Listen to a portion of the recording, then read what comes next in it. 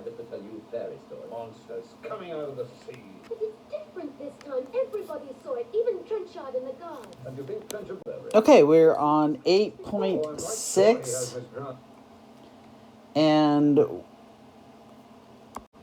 sorry about that. Okay, we're doing 8.8, natural logarithms. This is the last section of this chapter. Confirm your story. I doubt it. The master's got some sort of... Okay, we're going to express 64 as a power of each base. What will we... Okay. Okay, so 2 to the what? Goodness gracious.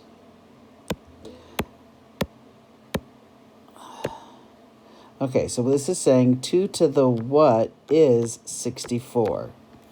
All right, we do this with logarithms if we want, but we should know this one. 2 to the 6 is 64. Now 4.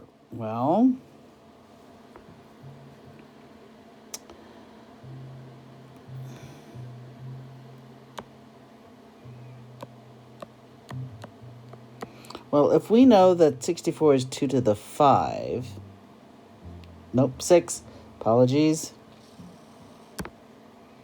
2 to the 6, and we know that 4 is 2 squared, x is 3, so it's 4 to the 3. Same with 8. If 8 to the x is equivalent to 4 to the 3, well,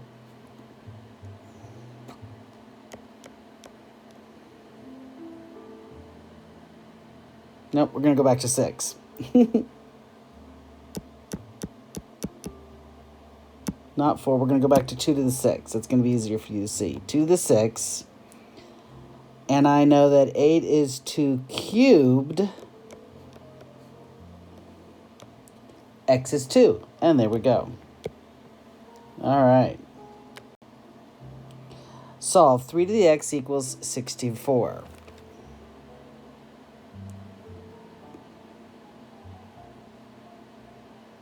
Okay, so what we do is, if we take the log of both sides,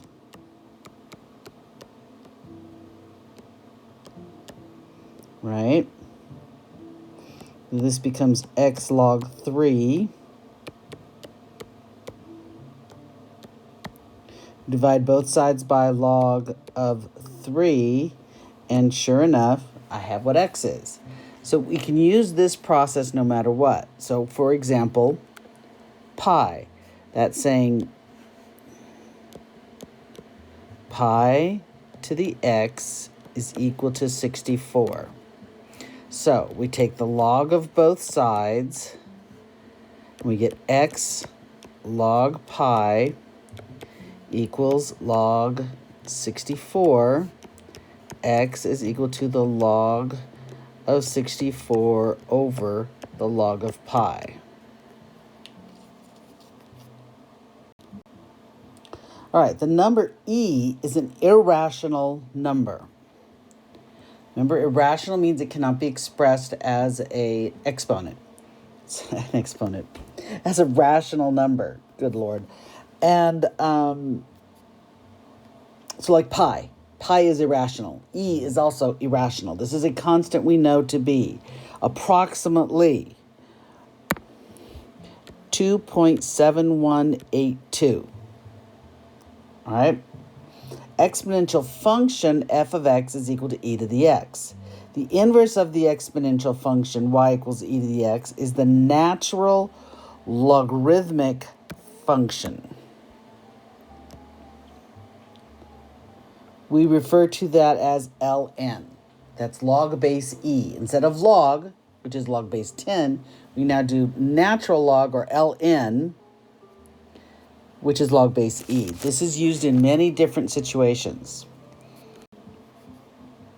Okay, so here we have a graph of the two inverses, e to the x and natural log of x. All right, so what is the natural log of e cubed? Well, basically, this is the same, oops.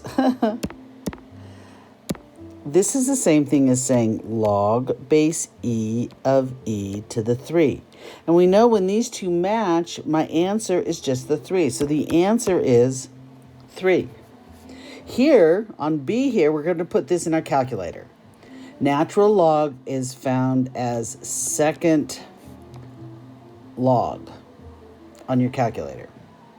Natural log of 4.38 is approximately 1.477. Just put it in your calculator. Solve 6 to the 2x minus 1 is equal to 3. We take the natural log of both sides. Okay. We bring the 2x minus 1 down front. We divide. Oh, we're going to distribute. Okay. We're going to distribute the natural log into both of these, giving us both a 2x natural log 6 minus natural log 6. Okay, now we're going to add the natural log 6 to the other side, which becomes 9, right? Natural log of 18. Then we're going to divide by the natural log of 6, and by 2 as well, right? We're going to pull this x out, so that we've got, basically it's x and then 2 natural log 6. We divide both sides by that. We get this, we can put it in our calculator, and out pops the ever popular answer of 0.8066. All right, now, example 4a, solve natural log of 5x is equal to 2. What do? Remember, we rewrite it using the definition. Okay.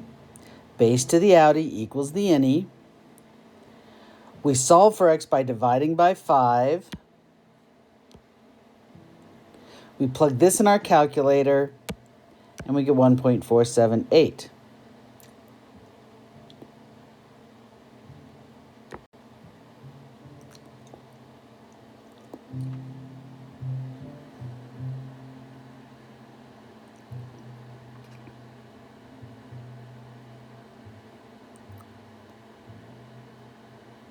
All right, solve 2 times the natural log of x minus the natural log of 5 is equal to 4. So we need to get this x out.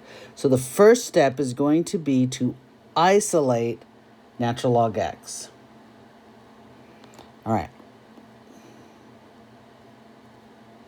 Nope, they actually condensed it first, so never mind that. All right, so we took the negative and turned it into a divide, and the 2 and brought it up as an exponent. And there we've condensed it.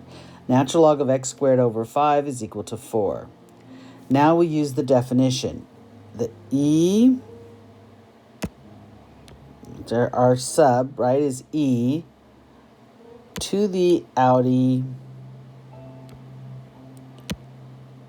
equals the innie. That's this whole thing now. All right, multiply both sides by 5. We get x squared. Take the square root of both sides. Don't forget the plus and minus.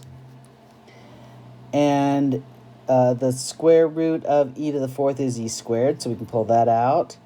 And then we have the square root of 5. We plug this all into our calculator, and we get 16.5224. Now remember, we did have a plus or minus. The negative value is always extraneous.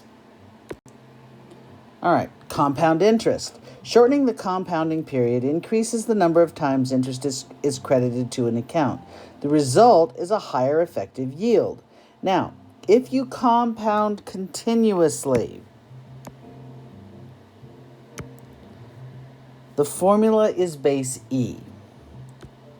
So what we get is what we call the PERT formula. I would guess you can see why we call it PERT. It's the principal times e to the RT. Annual interest rate times the number of years. Compounded continuously, which is a thing. Okay, so Rob invests $2,000, that's my P, in an account that accrues continuously compounded interest. Okay, so continuously compounded, which is why we have the E. At an interest rate of 6%. All right, now remember, 6% means R is 0.06, 0.06. Okay, so that's what this is right here. And then it is, after 3 years? So our T is 3. Where was I? Needed my blue shade on my R. There we go. And we plug this all into our calculator, and we get $2,394.43 as our lovely answer.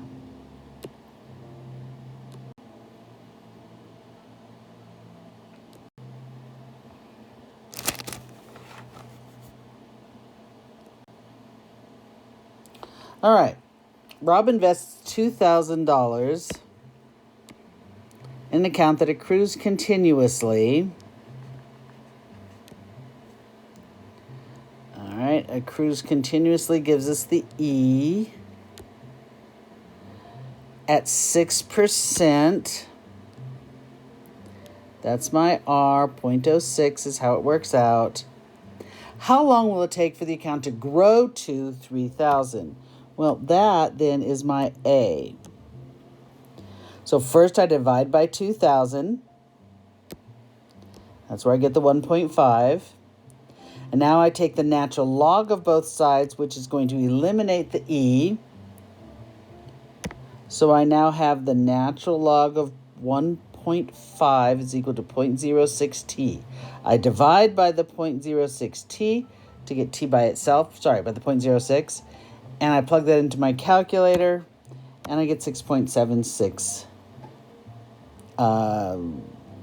years in order to get $3,000. So if he has $2,000, he wants to plug it into this account so that he can have a down payment of $3,000 on a car or something.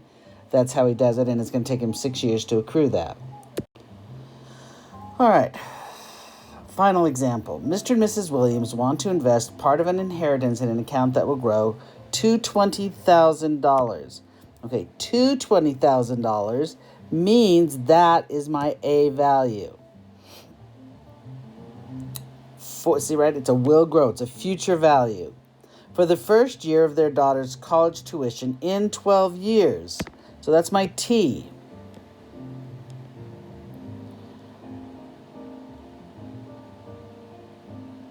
How much money will they need to invest? In other words, what's P? Sorry, red was my... Okay, so what is P?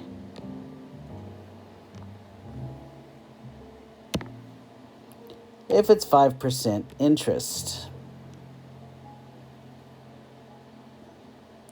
And again, this is continuously.